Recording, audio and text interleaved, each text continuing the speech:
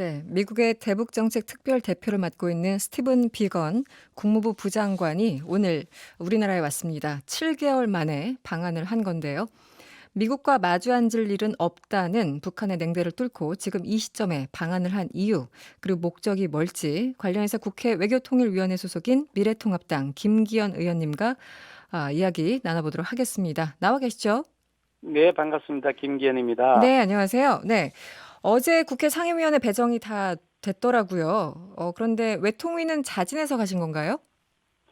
예, 아무래도 대북 문제, 특히 북한 핵 문제, 북한의 도발 이런 것들이 굉장히 아주 극심한 그 상황이어서 네. 이 상황에서 이 대미 대중 외교의 균형을 잘 유지하면서 북핵 문제를 해결하는 것이 국가의 그 존폐하고 관련이 있다는 만큼 심각한 상황입니다. 그래서 자진해서 지원을 했습니다. 네.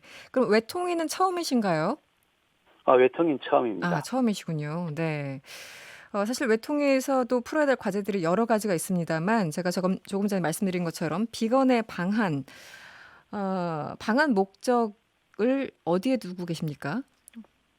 글쎄요, 네. 구체적으로 밝히고 있는 것은 아니긴 하지만 네. 전체적으로 보면 스티브 비건이라는 사람이 약 2년 전 2018년 8월 달부터 이 대북 문제를 미국에서 전담하는 사람이었는데 네.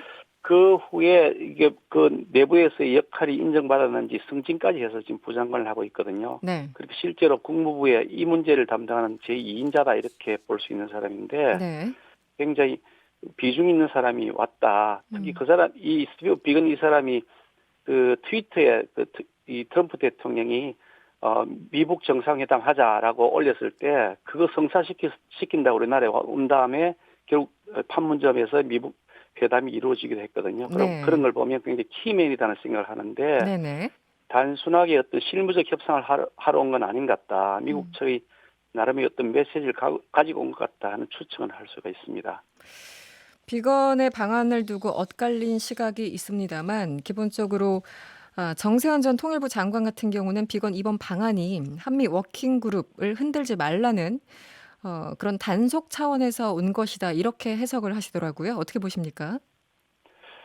사실 그 이번에 그 뭐 이게 그 안보수석, 국가안보수석과 통일부 장관, 또 국정원장 세 사람이 바뀌는 그런 조각이 있었지 않습니까? 네. 그 바로 직후에 방문하는 것이기 때문에 네. 이번 방문은 아마 이것하고 직접 관련이 있을 것 같다 하는 네. 생각을 하죠.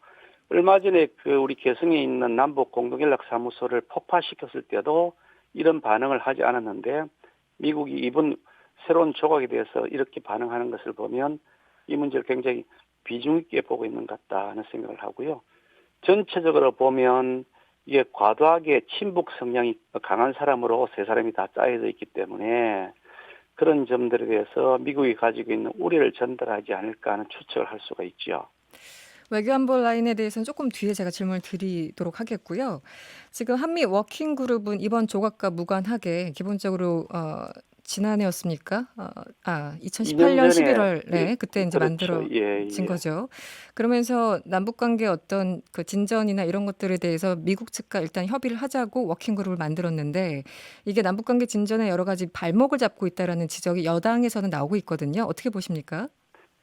여당에서는 그런 지적을 하고 있는 일부 의견이 있는 줄 알고 있습니다만 기본적으로 남북 문제 해결에 있어서 특히 북핵 문제 해결에 있어서 우리 대한민국이 할 수 있는 역할의 제한이 일정한 부분이 있을 수밖에 없습니다. 네. 우리가 핵무장을 하고 있는 것도 아니고 특히 이게 남북 간의 정전협정이 유엔을 통해서 국제적 관계를 형성해서 이루어진 정전협정이기 때문에 결국 이 문제를 해결하려면 4강, 그중에서 특히 미국 그리고 중국과의 관계에서 이걸 해결해야 될 과제가 있는 것이고요. 그래서 2018년 6월에 이 싱가포르 미북 정상회담을 한 이후에 그 실무적인 일들을 논의하기 위해서 그해 11월 달에 한미 워킹 그룹이 만들어진 것인데 네네. 이것 자체를 무시한다거나 하면 결국은 오히려 북핵 문제를 해결하는 데 어떤 장애인이 될 것이라 생각하고요. 이것을 잘 활용하면서 우리 대한민국 정부가 할 수 있는 역할을 찾는 것이 현명한 방안이다. 저는 그렇게 생각합니다.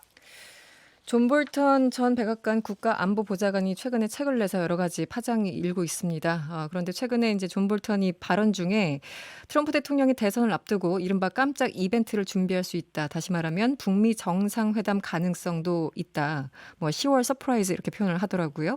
이 가능성에 대해서는 어떻게 보십니까? 실제로 두 가지 가능성에 대한 논의들이 있습니다만 전체적으로 보면 트럼프가 그렇게 지금 당장 북미 정상회담을 하기는 어려울 것이다 저는 생각을 합니다. 네. 왜냐하면 이 존 볼턴의 회고록을 통해서 트럼프가 사진 찍기 좋아한다 이런 인식이 벌써 이게 미국의 공화당 매파들 사이에서는 알려져 있는데 네. 아무런 성과도 없이 또 한 번 더 사진 찍기 한다고 해서 과연 대선에 무슨 도움이 될까 트럼프가 음. 그렇게 판단할 것이라고 보고 있고요. 다만 지금 상태에서 트럼프 대통령이 굉장히 이 바이든에 비해서 열세다는 그런 보도들이 있는데 네네. 이것이 만약에 번복되기 어렵다는 판단이 서게 되면 음. 11월 대선 직전에 어차피 마찬가지다 고 생각하고서 위험한 도박을 할 가능성도 있다. 네. 전체로 보면 미국 정상회담을 하기에 쉽지 않은 구조이지만 트럼프가 마지막 위험한 도박을 할 수도 있다. 저는 그렇게 판단합니다.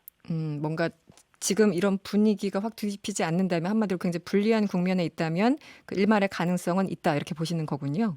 그렇게 트럼프 생각합니다. 입장에서는. 네. 예, 그렇습니다. 아까 외교안보 라인에 대해서 굉장히 지적을 해주셨어요. 제가 질문을 한 분 한 분 드려야 될 것 같은데 일단 박지원 국정원장 후보자에 대해서는 어떻게 보십니까? 이 박지원 후보자의 경우에는 다른 장관을 하신다는 몰라도 국정원장을 하시기에는 매우 부적합하다고 생각을 합니다. 국정원장이라고 하는 그 직책이 하는 일은 네. 북한에서의 첩보라든지 북한의 동향을 파악하고 북한에 관련된 여러 가지 정보들을 객관적 입장에서 국제적 관계를 통해서 네트워크를 통해서 입수해서 그걸 국가 정책에 알려서 반영하는 일을 하는 곳인데 네. 이분은 그런 일을 한 적이 한 번도 없습니다. 정보라든지 이런 업무에 종사한 적이 없으시고요. 이분은 그걸 하셨습니다. 그 북한에 돈을 갖다 주시고 4억 5천만 달러, 우리 돈으로 약 5천억이나 하는 엄청난 돈이죠. 그걸 갖다 주고 남북 정상회담을 성사시켰다. 이렇게 해서 그것 때문에 징역 3년의 형을 선고받아서 복역하다 나오신 분이신데 이런 분이 객관적 입장에서 북한의 정보를 어떻게 취득해서 국가 정책에 반영할 수 있을까? 저는 매우 무리한 인사라고 생각을 하고요. 그 점에서 적어도 박지원 국정원장은 국정원장 후보자는 그 자리에는 적합하지 않다고 생각합니다. 네, 대북 송금에 대해서는 여러 가지 또 논란이 있습니다만 일단 알겠고요. 이인영 통일부 장관 후보자에 대해서는 어떻게 보십니까? 이인영 장관 후보자에 대해서는 아직 검증이 시작돼야 되는 일이어서 네. 정확하게 파악은 안 돼 있습니다만 네. 전체적으로 보면 그동안에 굉장히 북한 친화적 성향을 많이 보였다.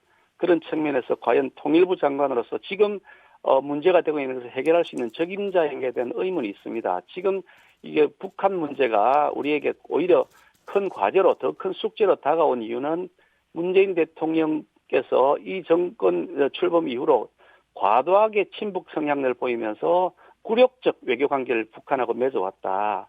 그래서 결국은 파탄에 이르게 된 것인데 또다시 이렇게 친북 성향이 강한 사람들로만 장관으로 세우고 국정원장 안보실장으로 세우면 이것이 과연 무엇을 의미하는 것인가? 이벤트를 위한 조각을 한 것이 아닌가?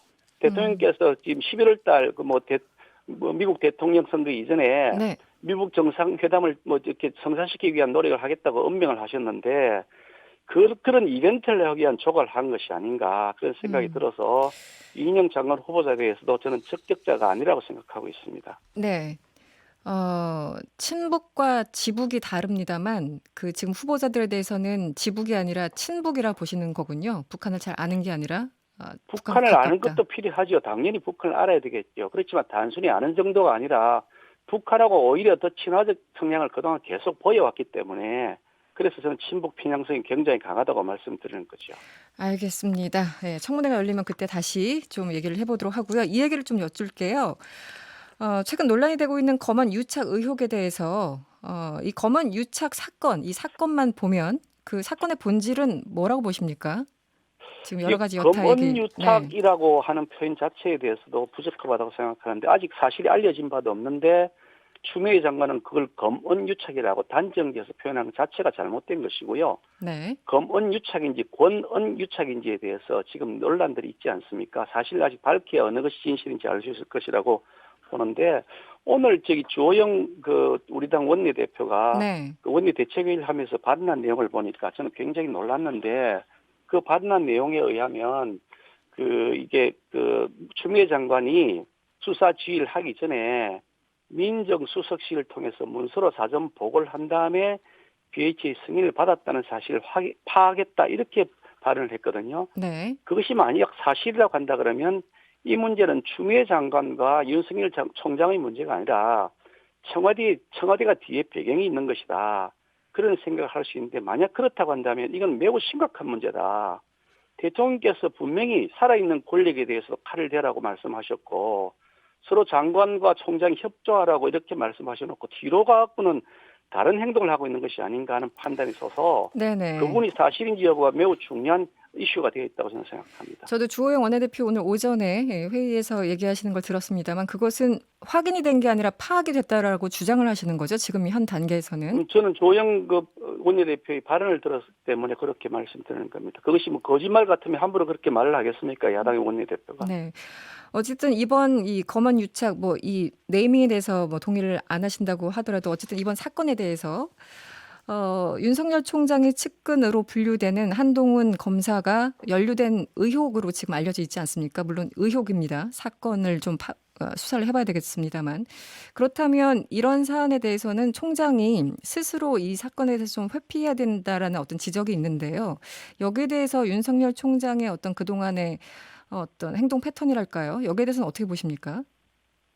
제가 자세히 그쪽 내부를 모릅니다만 네. 보도된 내용에 하면 윤석열 총장이 자기는 수사에 손을 떼고 부장단 회의에다 넘겼다. 그랬는데 부장단 회의에서 그걸 지금의 서울중앙지검장에게 경과를 보고하러 가니까 제대로 보고하지 않더라. 네. 그래서 전문수사단이 구성된 것이고 전문수사 자문단의 구성은 추미애 장관도 자기가 취임한 이후에 적극 활용하라고 한 제도인데 그것을 가지고 추 장관이 이렇게 강하게 공격을 한 이유가 무엇일까?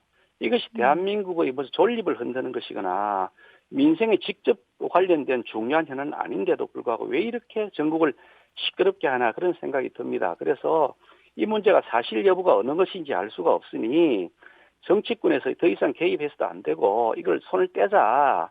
여당이든 야당이든 이제 더 이상 이런 데 개입하지 말고 추미애 장관도 윤석열 총장도 마찬가지고 손을 떼고 네. 여야가 합의하는 특별검사를 도입해서 거기에다가 맡기고 이제 민생 문제에 좀 치중하자. 지금 당장 부동산 문제, 일자리 문제, 청년 직업 문제 지금 심각한 상황인데 그런 문제 논의 안 하고 엉뚱한 데 지금 정력을 소비하고 있다. 그 점에서 저는 매우 불만입니다. 지금 그 수사를 원래 담당하고 있던 서울중앙지검 같은 경우는 대검 측에 공식적으로 우리 이 수사를 독립적으로 하게 해달라 이렇게 제안을 한 상태잖아요. 그렇다면 그냥 중앙지검에 맡기면 되는 거 아닐까요? 그런데 그 이성윤 서울중앙지검장과 그 수사팀이 편파 수사를 한다는 의혹이 검찰 내부에서 이미 제기되어 있잖아요. 오늘 현재 검찰에 있는 부장검사가 그 글을 올리기를 이성윤 수사팀 이게 편파적인 수사를 하고 있던 의혹이 있다. 그 부분에 대해서 해명을 하라고 공개 질의까지 했거든요. 네. 그러니까 이성윤 수사팀이라는 것이 공정하다는 보장이 없는 겁니다. 매우 편파적이라고 하는 인식들이 지금 팽배해져 있는 거죠. 그러니까 네. 이성윤 중앙지검장도 손을 떼는 것이 당연한 거죠. 마지막으로 하나만 여쭤볼게요, 의원님. 그 판사 출신이시잖아요. 네. 네. 그래서 이제 또 검찰을 그동안 많이 그 제3자 입장에서 좀 관찰을 해오셨을 것 같은데 지난 주말에 있었던 세 번의 모임, 검사장들의 모임이 세 번에 걸쳐서 있었습니다. 그런데 그걸 봤더니 공식적인 어떤 모임이 아니라 그냥 검찰 조직의 모임이라고 하더라고요. 판사 출신인 김기현 의원님 보시기에는 이런 검찰 조직들의 움직임에 대해서는 어떻게 보십니까?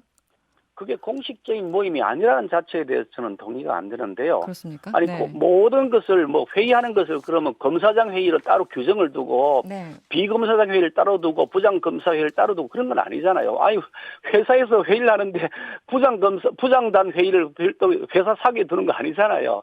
논의를 할 필요가 있으면 검사장도 부를 수 있고 아니면 비검사장도 부를 수 있고 한 것이지 그걸 공식 회의가 아니라고 하는 자체가 아주 프레임을 씌워서 하는 얘기라고 생각하고요. 네. 그 내부에서 지금 매우 중요한 현안이 생겼습니다. 네. 대한민국 검찰 역사상 아주 드문 사례. 그러니까 이 검찰의 수사 지휘권이 두 번째로 발동되었는데 네네. 검찰총장의 수사 지휘권을 배제하는 그런 지시를 내린 겁니다. 음. 이렇게 중대한 사안을 그럼 혼자서 결정합니까? 의견을 다 들어보고 결정하지요. 네. 그 의견을 들어보라고 간부진을 만들고 그 간부진 검사장 다 추미애 장관 임명한 사람들입니다. 윤석열 총장이 임명한 사람이 아니잖아요. 그거 의견을 듣는 거 가지고서 비공식적이라고 얘기하면 안 되죠. 여권의 일방적인 주장이다. 네. 그렇습니다. 예, 예. 알겠습니다. 오늘 말씀은 여기까지 들어야 되겠네요. 지금까지 미래통합당 김기현 의원이었습니다. 오늘 고맙습니다. 감사합니다.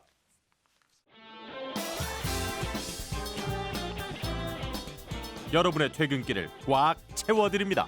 평일 저녁 6시 5분 이승원의 세계는 그리고 우리는